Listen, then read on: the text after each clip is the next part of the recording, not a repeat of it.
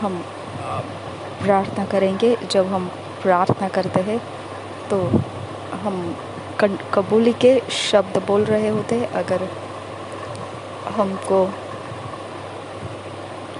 English में इन शब्दों को बोलना है तो हम इंग्लिश में बोल सकते हैं, हिंदी में बोलना है तो इन शब्दों को हम हिंदी में बोल सकते हैं।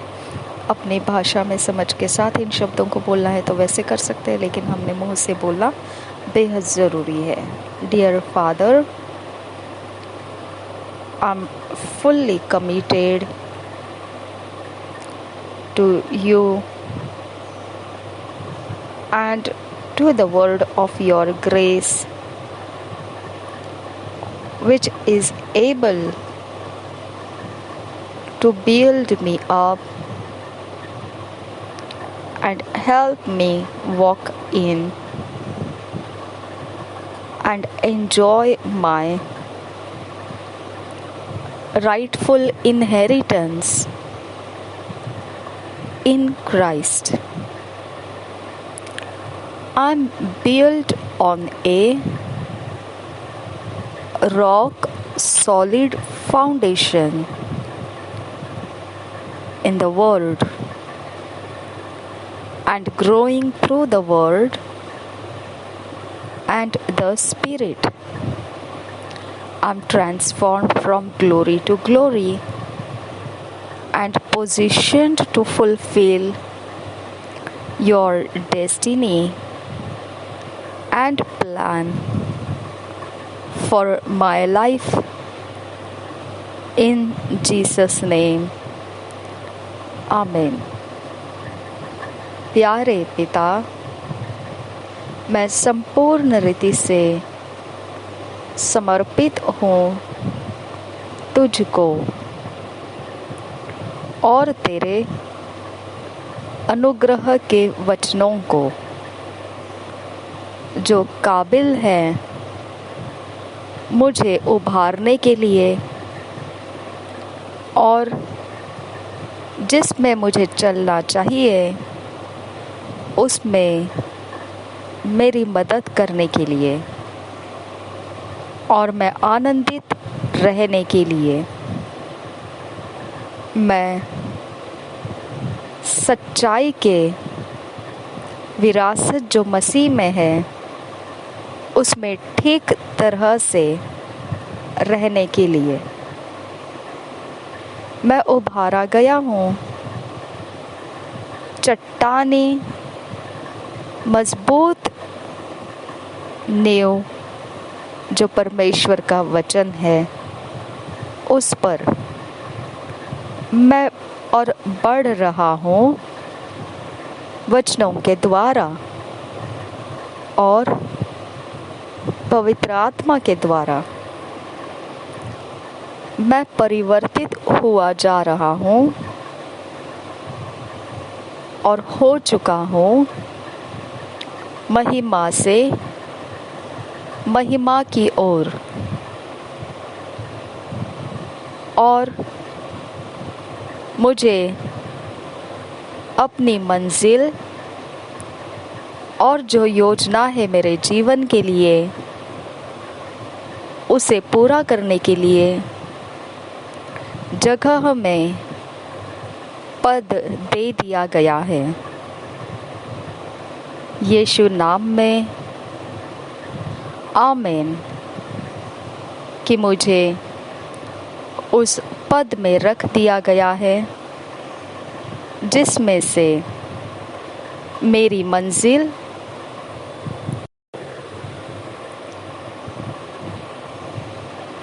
योर डेस्टिनी जो तेरी मंजिल है मुझे दी हुई और जो तेरी योजना है मेरे जीवन के लिए, यीशु नाम में आमीन। मेडिटेट करने के वचन पर मनन करने के वचन 1 Corinthians 3 chapter 2 verse, Hebrews 5 chapter 12, 13, 14 verse। पहले कुरिन्थियों की पत्री 3 अध्याय 2 वचन और इब्रानी की पत्री 5 अध्याय 12 से 14 वचन। हम पढ़ेंगे इंग्लिश में किंग्स जेम्स वर्जन में से, हिंदी में पढ़ेंगे BSI बाइबल में से। 1 Corinthians 3 chapter 2 verse.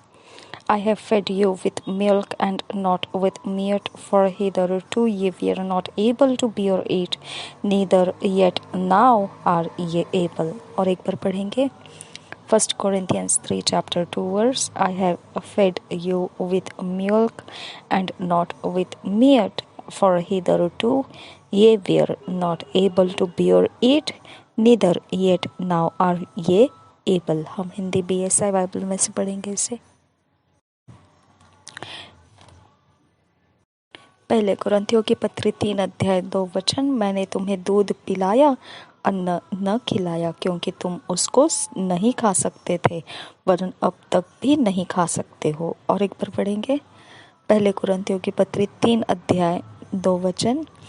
मैंने तुम्हें दूध पिलाया, अन्न न खिलाया, क्योंकि तुम उसको नहीं खा सकते थे, वरन अब तक भी नहीं खा सकते हो। Hebrews 5 chapter 12, 13, 14 वर्स पढ़ेंगे किंग्स जेम्स वर्जन में से। Hebrews 5 chapter 12, 13, 14 verse. For when for the time ye ought to be teachers, ye have need that one teach you again, which be the first principles of the oracles of God, and are become such as have need of milk, and not of strong meat. For everyone that useth milk is unskillful in the word of righteousness, for he is a babe. But strong meat belongeth to them that are of full age, even those who by reason of use have their senses exercised to discern both good and evil.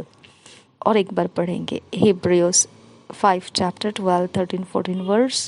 For when for the time ye ought to be teachers, ye have need that one teach you again, which be the first principles of the oracles of God, and are become such as have need of milk, and not of strong meat. For everyone that useth milk is unskillful in the word of righteousness, for he is a babe. But strong meat belongeth to them that are of full age, even those who by reason of use have their senses exercised to discern both good and evil.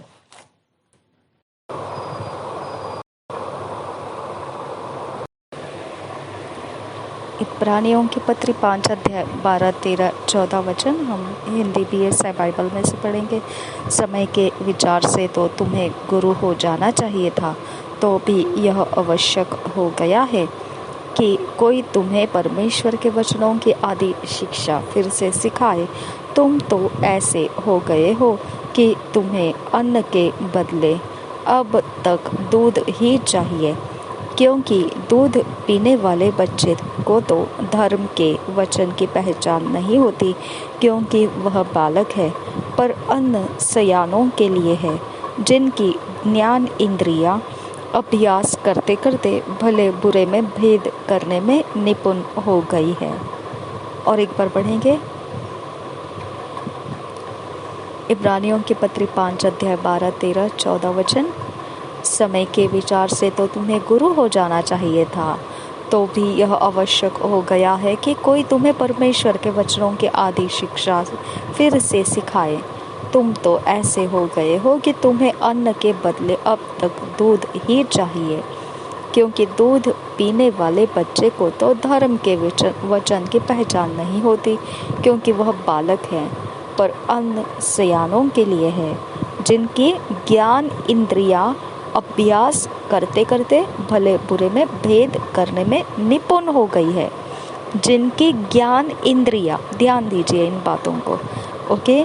हमारे पास सूंघने की शक्ति है, हमारे पास चखने की शक्ति है, हाँ, हमारे पास देखने की शक्ति है, हमारे पास सुनने की शक्ति है, ओके। तो ये 5 इंद्रिय हम लोग जो बोलते हैं, हम इससे अभ्यास कर चुके हैं कि कौन सी बात सुनना परमेश्वर को भाता है और कौन सी बात सुनना परमेश्वर को नहीं भाता। कौन सी चीज़ें खाना परमेश्वर को पसंद है, कौन सी चीज़ें नहीं खाना परमेश्वर को पसंद है, नहीं पसंद है। ओके, और ये ज्ञान इंद्रियां हमारी मालूम हो चुकी है कि कौन सी चीज़ें भले है, परमेश्वर के बारे में सही है, और कौन सी चीज़ें गलत है, जो परमेश्वर के विरोध की बातें हैं वो गलत है। ओके, हमको इसका परिपक्वता कभी आता है जब हम वचन के द्वारा मजबूत समझ जाते हैं, सीखते हैं। ओके, वचन के आधार से हम सीख लेते हैं, तब जाके हमको ये सब कुछ मालूम होता है। नहीं तो अगर वचन नहीं सीखेंगे तो हमको हमारे सेंसेस हेल्प नहीं कर सकते हैं। हमारे सेंसेस भले और बुरे का भेद नहीं निकाल सकते। मतलब जो परमेश्वर को चाहिए वो भला, और जो परमेश्वर को नहीं चाहिए वो बुरा, हम ये भेद करना नहीं सीख पाएंगे। हम अपने दिमाग से डिसाइड करेंगे क्या सही है क्या गलत है, परमेश्वर के वचन के आधार से नहीं। तो हमारे 5 सेंसेस फिर हमको भटकाते रहेंगे, गलतियां कराते रहेंगे। ओके, तो हमारे 5 सेंसेस को भी मालूम होना चाहिए परमेश्वर को क्या पसंद है और क्या पसंद नहीं है। तो हमारे 5 सेंसेस को भी हमने ट्रेनिंग देने की ज़रूरत है। वो कौन सी ट्रेनिंग? परमेश्वर के वचन सिखाने की ज़रूरत है। आमीन। कि शायद से हमको नेचुरली स्वाभाविक तरह से कुछ चीज़ें पता नहीं है, मालूम नहीं है, लेकिन हम पसंद करते हैं, और परमेश्वर का वचन कहता है ऐसे पसंद नहीं करना है। तो हमारी ज्ञान इंद्रियां क्या कर रही है? हमको पसंद करा रही है कुछ चीज़ें जो हमको पता नहीं, परमेश्वर का वचन कहता है नहीं, ऐसे पसंद नहीं करना है, हम नहीं जानते हैं। ओके, तो ऐसे गलतियां हो जाती है हमसे। हमारे ज्ञान इंद्रियां उन बातों को इनकार कर देती है जो परमेश्वर चाहता है आप स्वीकार करो। हमारी ज्ञान इंद्रियां उन बातों को स्वीकार कर लेती है जो परमेश्वर चाहता है कि नहीं स्वीकार करना है। गड़बड़ियाँ हो जाती है। ओके, इसके लिए हमारे ज्ञान इंद्रियों को भी ट्रेनिंग देना है। तो हमको परमेश्वर के वचन मालूम करना, सीखना, और उसके अनुसार हमारे ज्ञान इंद्रियों को पसंद नापसंद करना सिखाना है। आमीन। धन्यवाद पवित्र आत्मा कि आपने हमारी सहायता की। इन वचनों के आधार से हमारी उन्नत करने वाला, हमें फिट एंड फिक्स करने वाला समय हमें दिया। परमेश्वर के वचन में हमें डिवाइन ऑर्डरलीनेस में लेकर आने के लिए, ईश्वरीय रचना में लेकर आने के लिए आपका धन्यवाद करते हैं प्रभु यीशु के नाम में। आमीन, आमीन, आमीन।